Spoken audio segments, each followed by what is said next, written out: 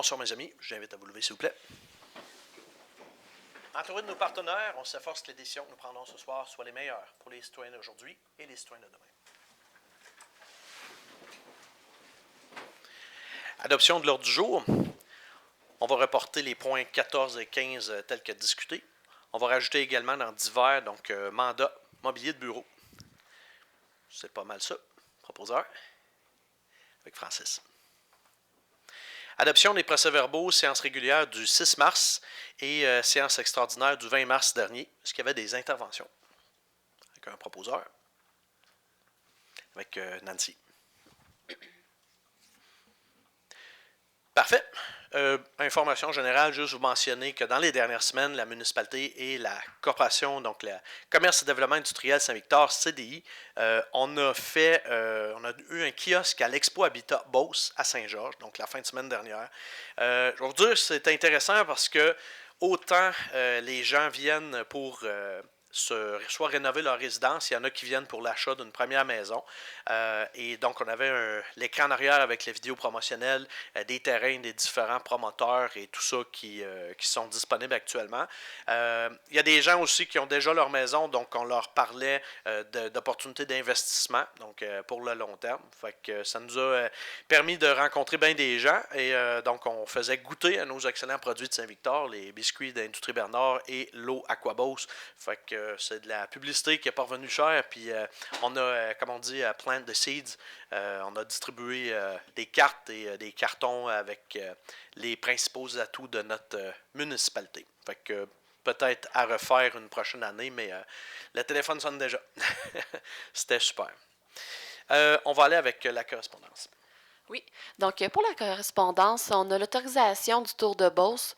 Il va avoir lieu du 14 au 18 juin, puis il projette circuler sur les rues de la municipalité de Saint-Victor le 14 juin.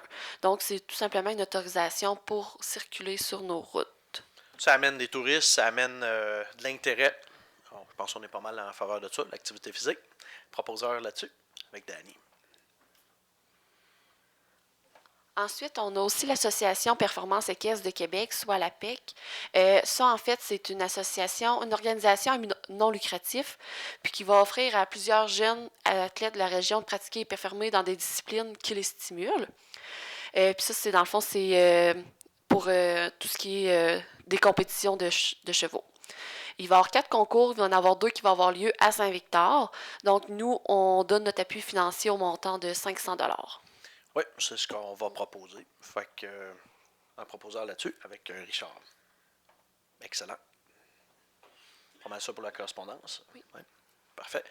On a quelqu'un à côté de Madame la DG, donc Monsieur Éric Vachon de Blanchette Vachon, qui va venir nous présenter les états financiers pour la municipalité 2022. Monsieur Vachon, c'est à vous. Merci. Bonsoir à tous. Donc, nous avions le mandat de faire l'audit de la municipalité de Saint-Victor pour l'année 2022. Donc, dans notre rapport d'auditeur, on a l'opinion suivante. Je vais vous donner un extrait. Nous avons effectué l'audit des états financiers de la municipalité de Saint-Victor au 31 décembre 2022. À notre avis, les états financiers ci-joints donnent dans tous leurs aspects significatifs une image fidèle de la situation financière de la municipalité de Saint-Victor au 31 décembre 2022, ainsi que des résultats de ses activités, conformément aux normes comptables canadiennes pour le secteur public. Donc ensuite, on va regarder les chiffres. Donc,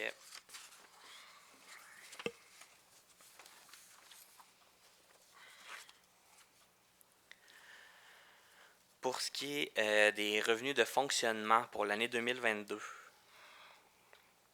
on a des revenus de taxation pour 3 780 520, des compensations tenant lieu de taxes pour 45 169, ça c'est les montants pour les écoles, les revenus de transfert, soit les montants qui proviennent des différents gouvernements, on a 580 388. Pour les services rendus, 141 511. Pour imposition de droit, amende, pénalité et revenus de placement, 142 756. Et dans les autres revenus, on a 24 780, ce qui nous fait un total des revenus de fonctionnement de 4 715 124. Pour ce qui est des investissements, on a un revenu de taxation pour le fonds d'aqueduc de 212 318 et des revenus de transfert pour 91 157. Ce qui nous fait un grand total des revenus de 5 18 599.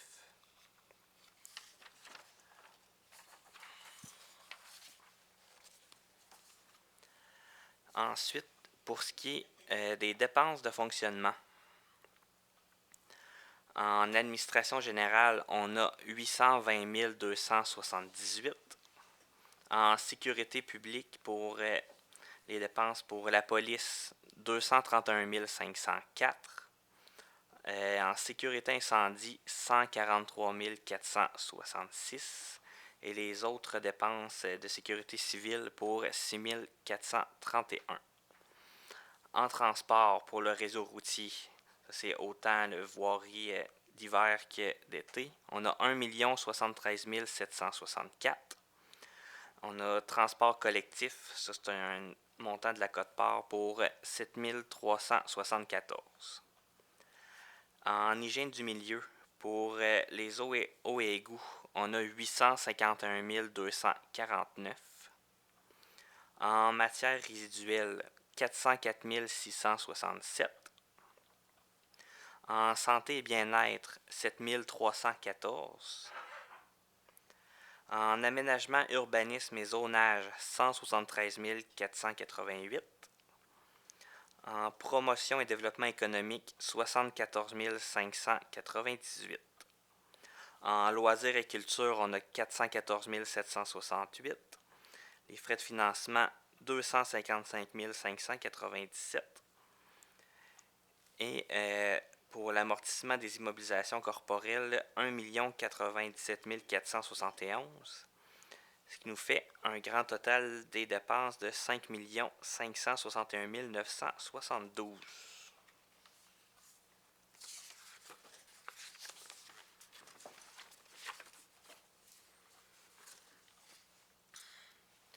Donc, maintenant, on va aller regarder le surplus de l'exercice. Donc, après, en repartant là, des revenus et des dépenses qu'on vient de voir, on arrive avec un montant avant les ajustements de moins 543 373. À ça, on vient enlever là, les revenus d'investissement, puisque pour le surplus, on regarde seulement ce qui est de fonctionnement, donc on enlève 303 475. On enlève aussi la dépense d'amortissement de 1 097 471, puisque ça, c'est seulement des écritures comptables, c'est pas une dépense réelle, donc ça compte pas dans le surplus. On vient ajouter une dépense de 332 687 pour le remboursement des dettes long terme, puisque ça, c'est des montants qui ont été décaissés réellement. Ensuite, on vient aussi ajouter des dépenses d'investissement de 241 852. Ça, je vais revenir un peu plus tard qu'est-ce que ça inclut, mais ça, c'est toutes les dépenses d'investissement qui ne sont pas payées par aucune subvention, donc ils sont payés à même le budget courant. Donc, on vient les inclure ici.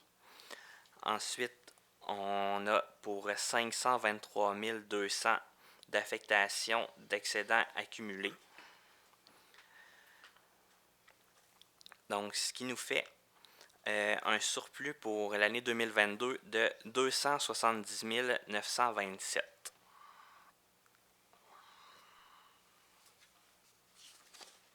Ça, c'est comme on dit, c'est le général. Le surplus général. Oui, c'est ça. Parfait.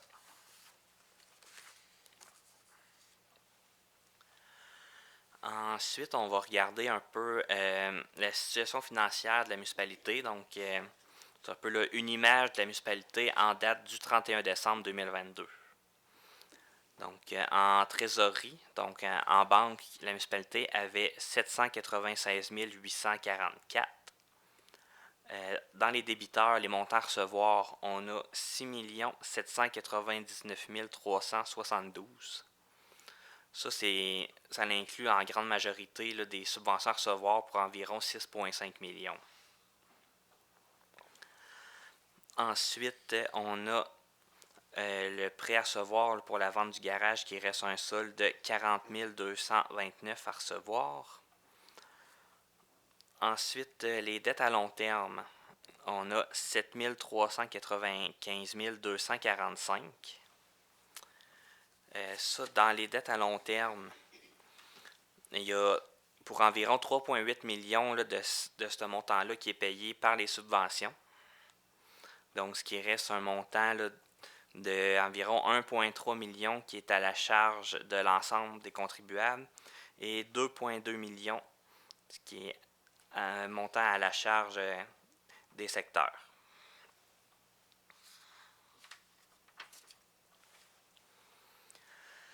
Ensuite, dans les autres passifs, on a 2 886 832. Ça inclut, là, entre autres, les emprunts temporaires pour 2,4 millions. Ensuite, on a les immobilisations corporelles pour 25 985 165. Ça, c'est juste seulement la valeur comptable de tout ce que la municipalité possède, là, autant les bâtiments que les routes, les camions, tout ça. C'est la valeur comptable, c'est pas qu'est-ce que ça a coûté ni qu'est-ce que ça vaut nécessairement sur le marché.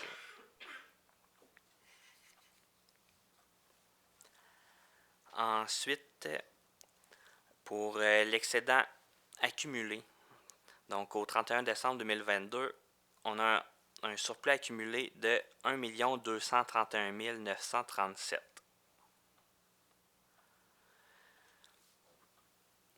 Ensuite, pour ce qui... Ça, juste savoir, c'est-tu incluant le montant que vous aviez dit tout à l'heure? Oui, ça inclut le montant de 270 000 que j'ai dit tout à l'heure.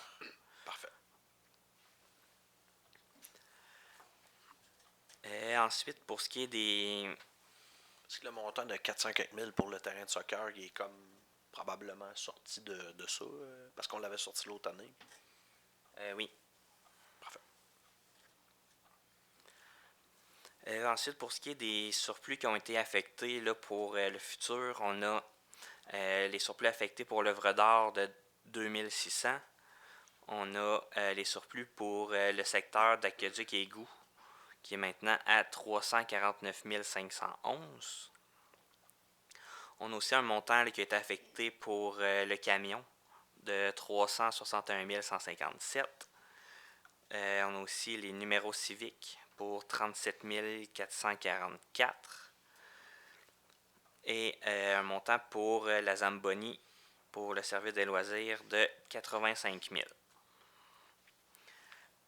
Et finalement, on a la réserve pour le fonds d'aqueduc qui est maintenant rendu à 423 693.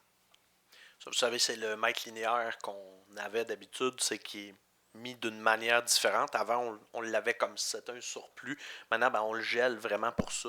Donc, c'est 349 000 plus 423. C'est tout utilisable pour les abonnés du réseau. Oui, c'est ça. Ah, super.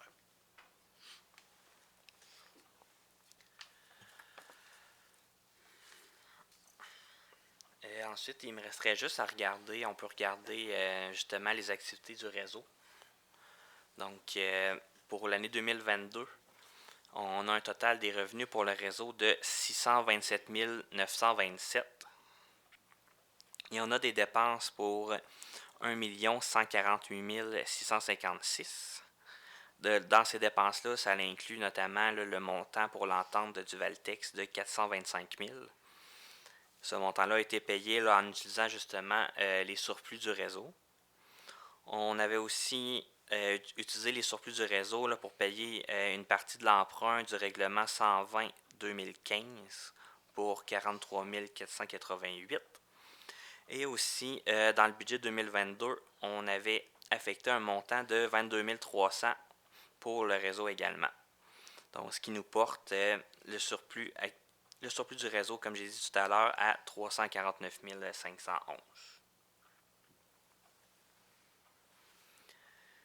Et Et ça fait le tour des résultats de l'année. Parfait. Donc, malgré l'année assez rough qu'on a eue, il y a eu beaucoup de justement des frais juridiques pour boucler cette affaire-là avec Duvaltex. Il y a eu plusieurs embauches, des frais d'entreprise de chasseurs de tête et tout ça. Puis, malgré tout ça, on s'en tire pas trop mal, mais Oui. on a, je pense aussi, il n'y a pas un surplus de près d'1 million. On est autour de peut-être, si on calcule les deux, c'est plus un demi-million si on prend la réserve là, qu'on a mis de côté pour cette année. Fait que c'est plus en ligne avec, ce qu'on a de besoin. Là. Ouais. Avez-vous des recommandations à nous faire avec tout ça? Non, ça va très bien. Tout est bien géré. Tout est bien fait. Là, on a rien à redire. Alors, on peut toujours se rameuter. Là. Fait que, C'est sûr, personne n'est parfait. Là, hein. Mais ça va très bien. Bon, parfait. Alors, on va au point suivant pour la nomination du vérificateur. non, mais on avait une résolution à prendre ici. Est-ce qu'il y avait d'autres choses qu'il fallait mentionner là-dessus? Est-ce que les élus ont des questions? Pas mal de tour. Parfait. Donc, c'est un dépôt. On ne prend pas de résolution, je pense, pour un dépôt, à ma connaissance. C'est un dépôt. Parfait. Fait que... Ben, Monsieur Vachon, on vous remercie beaucoup. Merci à vous. Puis, merci de venir nous voir tout de suite au début de votre tournée, votre grande tournée. Oui. C'est toujours apprécié, mais on va pouvoir annoncer bonnes nouvelles à notre monde. Parfait. Merci. Excellente soirée. Donc, on va procéder effectivement avec la nomination du vérificateur pour l'année 2023. C'est une denrée rare. Les cabinets comptables actuellement, comme dans tous les domaines, on a besoin quand on a une équipe que ça va bien, ben, on s'arrange de conserver le tout. Donc, ça vous convient qu'on reconduise Blanchette Vachon BVA pour 2023. Proposeur là-dessus avec Xavier. Très bien. Donc, on va être rendu au point 8, adoption des libellés d'infraction du règlement RMSQ 06 concernant le règlement de stationnement circulation applicable par la Sûreté du Québec. C'est nos fameux règlements harmonisés. Donc, la suite qui se poursuit. Ça, les libellés, en fait, c'est de dire, mettons, pour telle infraction, c'est telle amende là, qui est liée. Fait que c'est de quoi d'assez nécessaire. Il va nous rester un seul règlement à harmoniser par la suite. Je pense que c'est sur les animaux. Hein, c'est ça, ouais, les animaux de compagnie.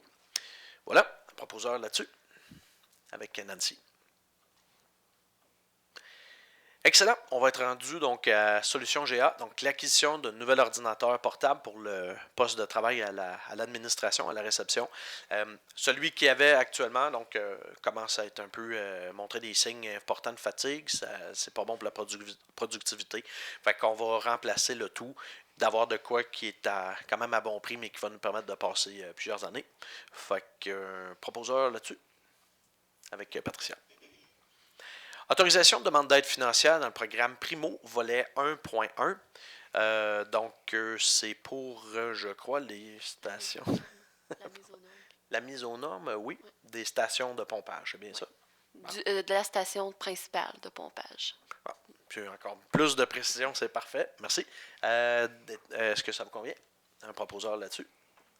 Avec Danny. Excellent. Mandat, l'ANEC. Application web pour les procès-verbaux. Ça, c'est un nouveau système pour nous qui est en fonction, je pense, pour la ville de Trois-Rivières, entre autres, depuis peut-être au-dessus de 10 ans, même 15 ans, je crois bien. On a rendu à une version quand même très évoluée. C'est pour rehausser l'expérience pour la direction générale pour fabriquer, concevoir le procès-verbal.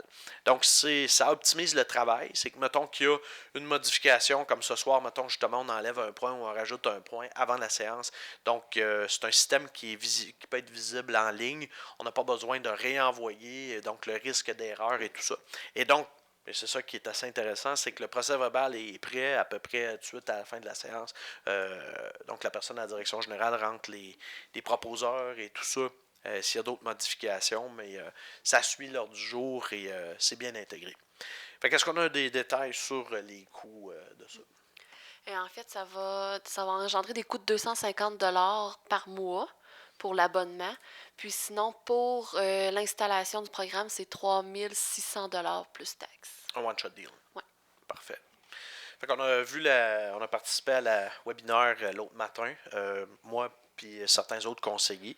Je pense que c'est assez clair là, que c'est un système qui va rehausser la productivité, qui va vous appuyer en tout cas là-dedans. Est-ce qu'on avait des interventions?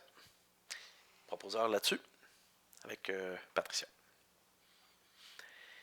Excellent. On est rendu à l'acquisition d'un camion 10 roues, donc un nouveau camion avec équipement de déneigement. Juste vous mentionner qu'on a fait les appels d'offres. Ce qui arrive, je veux vraiment que les gens sachent qu'on va rehausser, on veut réviser les runs, comme on dit des gars. Il y a certaines routes que peut-être, on va parler avec nos voisins, les autres municipalités. Ça fait déjà quelques années que ça n'a pas été fait. Voir, mettons, Saint-Éphrem ou Saint-Benoît ou donc Sacré-Cœur, ou on a tous nos voisins, si, mettons, tel rang, eux autres, ils ont le truck avec tel chargement, parce que nous autres, on a plus de routes d'asphalte maintenant. Est-ce que, mettons, on peut dire, on va rentrer sur votre territoire un peu plus, ou eux autres vont rentrer sur notre territoire pour qu'on s'aille optimal le plus possible. C'est tout notre argent qu'on envoie là-dedans, puis on veut que ça s'aille vraiment le mieux possible. On veut essayer aussi de trouver une solution pour le troisième rang sud, entre autres, de dire est-ce qu'on peut rajouter un mélange sable-sel pour que la route soit mieux. Il faut bien sûr garder en tête les normes qu'on doit respecter pour les lacs, pour protéger l'environnement. Mais comment tout ça peut se faire? On n'est pas la seule municipalité, donc il y a des lacs et donc on va protéger l'environnement. Mais en même temps, il faut protéger les gens sur la route le plus possible. Comment on peut augmenter, relever la barre à ce niveau-là. Fait, tout ça pour dire qu'on fait une commande d'un camion. Ça peut prendre jusqu'à 1 an et demi avant qu'on le reçoive. Donc, d'ici là, peut-être que les runs vont avoir changé. Pourquoi on retardait, c'est qu'on se disait, ben, si la run change, peut-être nos besoins vont être différents. Mais même au pire que, mettons, les runs ne conviendraient plus avec ça, on ne perd rien parce qu'il y a un acquéreur qui va vouloir le prendre avant nous. Fait que normalement, dans les prochains mois, d'ici l'été, on va réviser les runs, puis on pourra faire des modifications s'il y a lieu, mais il faut mettre notre nom dans ça pour commander ce camion-là. C'est un des camions que les gars, apparemment, qu'importe ce qui arrive, cette configuration-là, on en a vraiment de besoin. Là, pour celui-là, c'est pour les rangs, si je me rappelle bien. Ouais. Excellent. Question là-dessus? Proposeur? Avec Richard. On va passer avec l'adoption du règlement, donc pour les dérogations mineures, règlement d'urbanisme 235-2023 modifiant le règlement 161-2018. En gros, c'est que pour quelqu'un, par exemple, qui ferait une demande de dérogation mineure, ben, il y a des frais pour préparer ça. Fait que nous autres, en fait, on suit un peu ce que les autres municipalités de la MRC font. C'est de recharger, en fait, il va y avoir c'est comme utilisateur-payeur, comme on dit. Les gens qui font une demande, ben, il y aura les frais que ça nous coûte. Donc, il y a un frais de 100 $, il y a ensuite 15% de l'administratif et ensuite de ça aussi, je pense, si, mettons, ça va à la MRC, c'est quelque chose comme, ça peut être 700 $ que ça nous coûte, c'est bien 735. ça? 735, parfait. Fait que voilà, et de toute manière, maintenant aussi, ce qu'on nous indique avec les nouvelles lois, c'est que peut-être, dans certains cas, on va faire moins de dérogations mineures, puis on va peut-être plus faire une révision de fond sur la réglementation en question. Parce que si quelqu'un demande une dérogation, peut-être il y a d'autres citoyens qui auraient cette demande-là, puis qu'on dit on va moderniser notre règlement selon le cas. Là, on ne le fera pas à chaque fois, mais juste dire que c'est un petit peu là, ce qu'on nous a mentionné, entre autres, dernièrement. Proposeur là-dessus? Avec Francis. On va passer avec l'item 16, les installations septiques. Donc, on va demander à la MRC de modifier les autorisations de système de traitement tertiaire avec désinfection, donc qu'on appelle les types UV. C'est qu'on avait fait v'là 1 an et demi à peu près, à l'été-automne 2021. Donc, on avait autorisé les traitements UV. On avait exclu les lacs. Ça s'est retrouvé en fait que dans le texte, c'est le lac Fortin qui a été mentionné. Donc, on voudrait bien sûr, si on dit que c'est bon pour le lac Fortin, ça va être bon aussi pour le lac Haussigne. Donc, on va faire la modification pour s'assurer que le secteur du lac Haussigne aussi soit exclu là, de cette technologie-là. C'est ça. Donc, vraiment pour protéger autant que possible nos lacs. Proposeur là-dessus? avec Francis. Mandat rapiessage et resurfaçage partiel. Donc, on n'a pas maintenant nécessairement la liste des endroits qu'il y aura du rapiessage, mais là, c'est pour donner le contrat un peu. Exact. Dans le fond, on a eu 6 soumissionnaires, puis le soumissionnaire qui a été retenu, c'est Pavage F&F au montant de 80 051,34 $. Parfait. Ça, c'est pour une unité quelconque, une quantité, ce montant-là. Parfait. Proposeur là-dessus, avec Danny. Donc, on est rendu au mandat architecture pour la plage au lac Fortin. C'est une infrastructure que les gens attendent depuis quand même assez longtemps. On a de quoi d'assez sommaire, puis donc pour faire justement les plans un petit peu, on a besoin de lancer un mandat là-dessus. Oui, quand vous êtes prêts. OK. En fait, ça serait pour... on donnerait le mandat à l'architecte Richard Moreau. Puis ça serait vraiment pour les plans là, détaillés. Parfait. Le montant qui était c'est 16 500 $ plus taxes. C'est numéro 1. Parfait. Un proposeur là-dessus. Avec Xavier. Donc, on va être avec l'autorisation d'un lancement si on veut, sur invitation pour les soumissions. Un appel d'offres sur invitation. Donc, construction du bloc sanitaire, toujours pour la plage au lac Fortin, du garage et du quai pour le projet dans ce secteur-là. Donc, un proposeur là-dessus, avec Nancy. Et enfin, donc l'autorisation, encore une fois, lancement d'un appel d'offres sur invitation donc, pour excavation, le nivelage de la surface d'aire de jeu pour le projet de la plage encore au lac Fortin. Proposeur là-dessus, avec Patricia. Très bien, on est rendu aux donc rapport des dossiers des élus, rapport des activités, avec Xavier, Service loisirs et tourisme. Bonsoir à tous. Donc pour ce mois-ci au niveau loisirs et tourisme, je vais surtout insister sur la planification des activités printemps-été qui s'en viennent, notamment les activités sportives, donc soccer, balle molle. Donc les inscriptions sont actuellement disponibles. Inscription en ligne via le système Amelia qui est disponible sur le site web de la municipalité. Également le camp de jour aussi où on peut également s'inscrire déjà dès à présent pour assurer un bel été à nos enfants. Je vous mentionne également que pour ce camp de jour-là, on a des professionnels qui sont sur le coup, puisque Karen Lessard et Anne-Marie Mathieu sont à l'organisation déjà et à la planification de ce camp de jour. Donc elles nous préparent toutes les deux un super été pour les enfants de Saint-Victor. Voilà.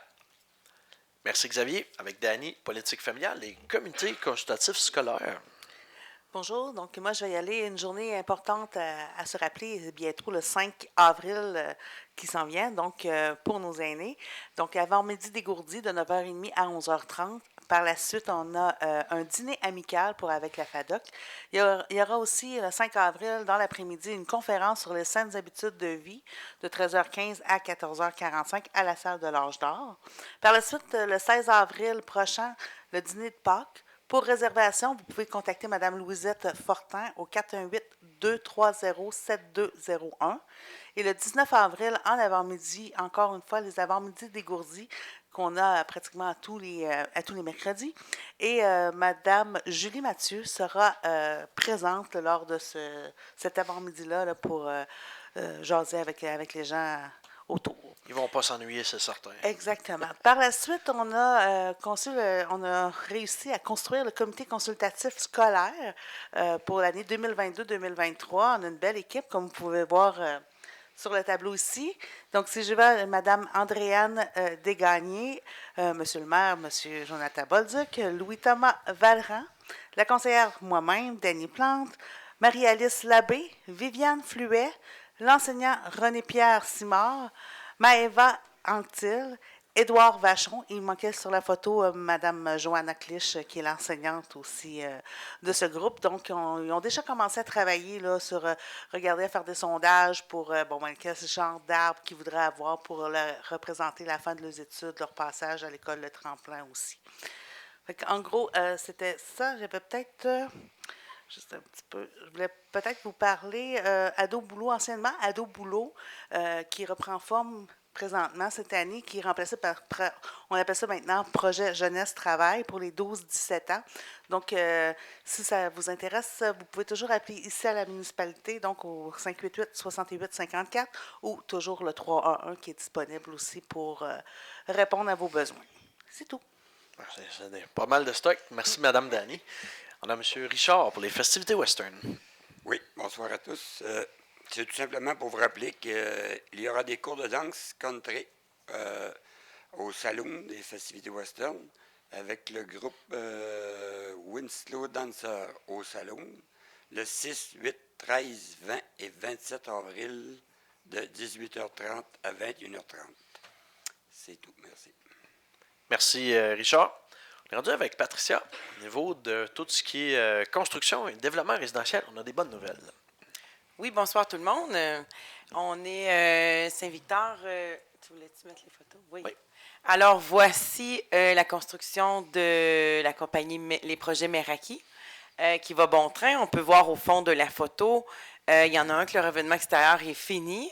Fait que ça donne une très bonne idée de vraiment du modèle, là, un coup fini qui est très beau, très à jour. Alors, la vente va bon train. Un troisième va se construire, un troisième bâtiment va se construire. Alors, on est très heureux de ça. Il y a des projets aussi de jumeler un étage au dos de ceux-là qui sont en chemin. Et nous avons aussi accompagné Groupe Atlas avec Gestec RL. Alors, ces 4 logements-là qui sont quasi terminés. Je pense que la prise de possession est d'ici peu. Si nos infos sont bonnes, c'est tous loué.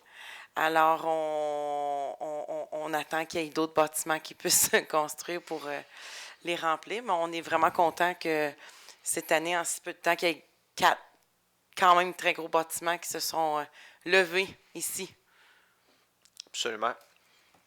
C'est formidable, absolument. Puis, est-ce qu'il y avait d'autres détails à part de ça? Non.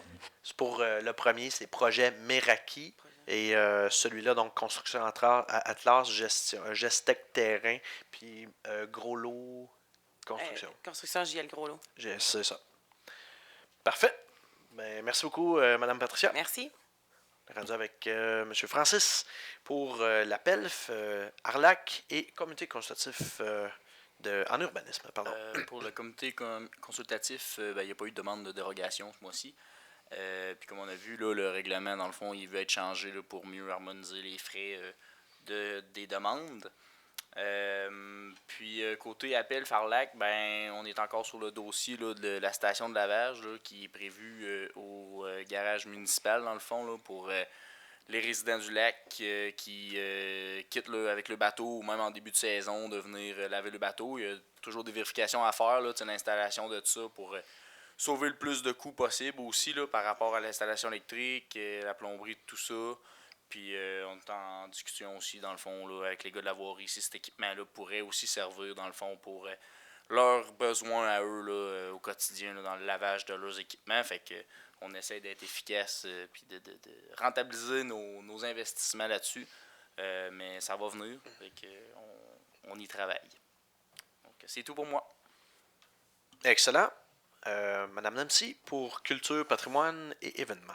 Oui, bonsoir. À la bibliothèque municipale. Excusez ma voix, hein, j'étais en train de la perdre. J'étais en train de perdre ma voix. Bon. À la bibliothèque municipale ce mois-ci. Désolée. Bon, à la bibliothèque municipale ce mois-ci. Le 15 avril, il y aura à la municipale. Voyons, excusez-moi. Gardien averti à la bibliothèque municipale. Quand c'est le 15 avril, vous pouvez participant, ça coûte 40 $ pour le coût par participant. Exigence, le participant doit avoir au moins 11 ans.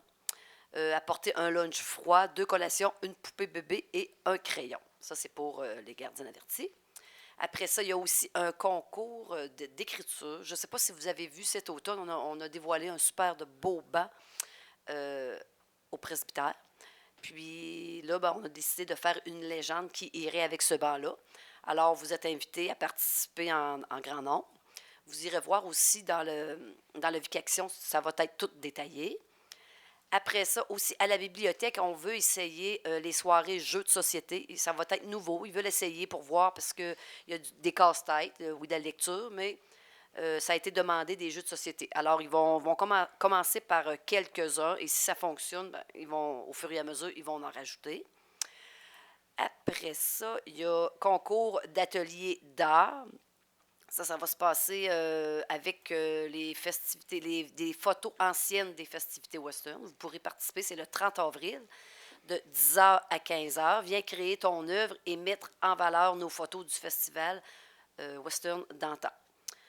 Après ça, aussi, en dernier, ben ça, c'est au mois de mai, 5 mai, mais je vais vous en glisser un petit mot parce que soirée sort de chez vous.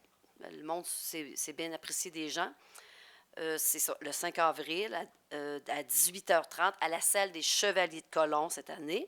Pour les résidents, c'est 30 non-résidents, 45 et c'est avec M. Éric Latulippe. C'est le 5 de mai. Après ça, je vais aller voir si j'ai rien oublié. Il y a aussi une conférence sur les oiseaux avec Jean-Luc Giroux. Ça, c'est le 15 avril de 13h à 16h. Le 15 avril à 8h30 à midi, atelier de confection de sacs, cadeaux et cartes de fête au coût de 20 pour le matériel et tout. Les places sont limitées, alors s'inscrire toujours à la municipalité. Et aussi, au début mai, puis tout le reste de l'été, il va y avoir une exposition des festivités western dans la vitrine du patrimoine. Alors, c'est tout. Je pense qu'on peut s'amuser tout le mois de mai, tout le mois d'avril et début mai. On a tout plein d'activités, puis ça aussi avec M. Éric Latulippe, le monde ne s'ennuieront pas de quoi de très bien à tester, puis c'est une belle ambiance. Merci Nancy. Donc, on va passer avec le reste de l'ordre du jour. En fait, il y avait un divers mandat mobilier de bureau. Donc, parce qu'on a du nouveau personnel, il y a certains meubles qu'on a besoin d'avoir. Oui.